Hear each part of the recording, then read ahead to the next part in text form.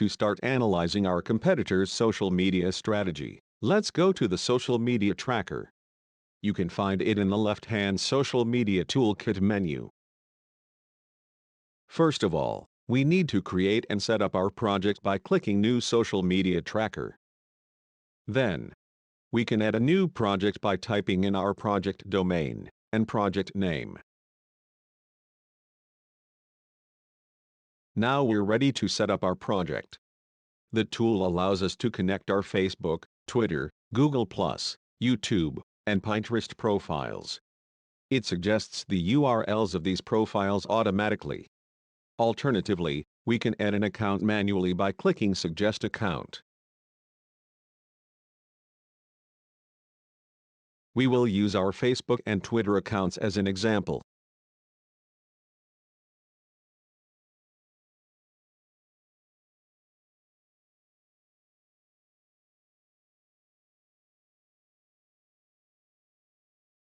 After the accounts are connected, we can add our competitors' domains.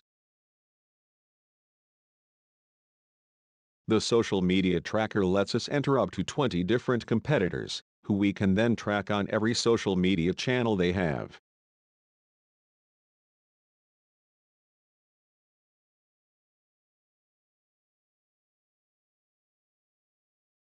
In the last step, the social media tracker asks us to choose and schedule email reports with updated information about our project.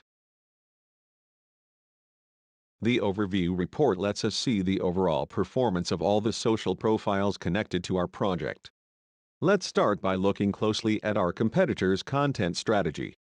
They may have found a strategy that we have not discovered yet, or they may be utilizing certain types of content, like link sharing or status posting, more effectively. We can choose one of our competitors in the company list at the top of the report. We can also select the date range to focus on in the dates list. By default, the tool shows our main company in the company selector, and the date range is set to the past 30 days.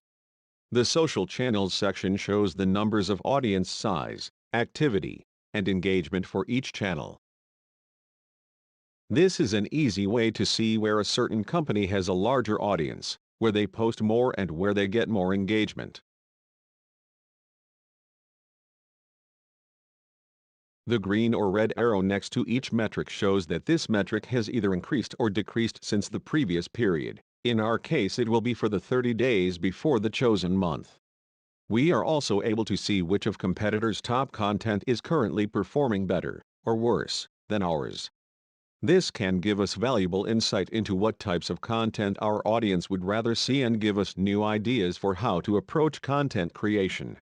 Posts can be sorted by total engagement or engagement rate. Total engagement tells us which post had the biggest overall impact, and engagement rate tells us which post had the biggest impact relative to our competitors' audience.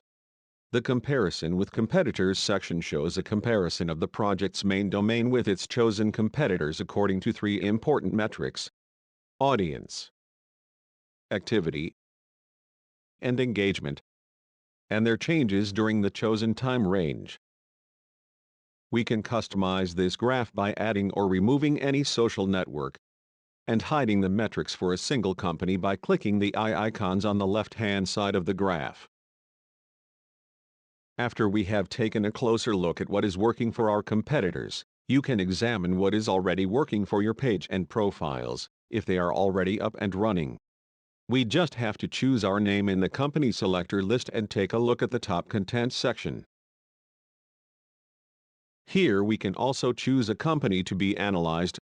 It could be us, any of our competitors, or even all the profiles in our project at once, and set the desired time range. The Posts tab contains all recent Facebook posts of selected profiles and provides us with the main social media metrics related to these posts. We can choose what we want to see: all types of posts, just links, just photos, or just videos, using the Post Type selector. We can also enter or choose a hashtag from the drop-down list to filter out posts that include a specific hashtag. To see how a post on Facebook actually looks, click the blue arrow next to the company name. The audience subsection under the Facebook section focuses on a company's Facebook page likes. We can see the total number, or we can track daily, weekly, monthly trends on a graph. We can also see activity and engagement on this graph and study the connections between these trends. For each social network, there is an activity subsection that helps us analyze the frequency and nature of the content our competitors are posting and see how much engagement their posts are getting. You might want to mimic a particularly successful brand. But these metrics alone will not give us an idea about which days might be best to post.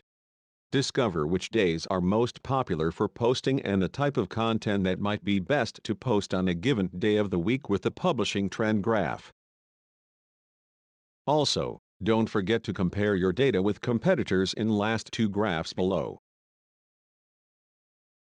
The next subsection allows us to see a company's engagement summary. The engagement subsection shows changes in the company's engagement metrics over a chosen period of time. Also, it helps us compare our competitors by engagement trend and total engagement. Let us not forget to highlight the importance of hashtags. For example, on Twitter, we should consider adding only 2 or 3 hashtags to a Twitter post. A small startup firm might use the SEMrush social media tracker to discover hashtags to piggyback on common searches that will get their posts seen. Alternatively, a large brand like Apple might use the social media tracker to discover which tags are already commonly used so that they can avoid using the wrong tag in their future viral campaign.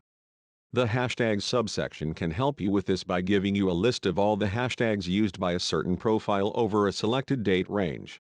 Finally, use the Mentioners and Mentions tabs to track the number of times the tracked company, for example, your own, was mentioned on Twitter. The Mentioners tab shows a list of Twitter profiles that mentioned our page or our competitor's page. Also, the Mentions tab of the Twitter report allows us to see all the tweets where our profile or our competitor's profile was mentioned within a chosen date range. These tweets are sorted by their mentioner's number of followers by default, but you can sort them by total engagement, likes, or retweets.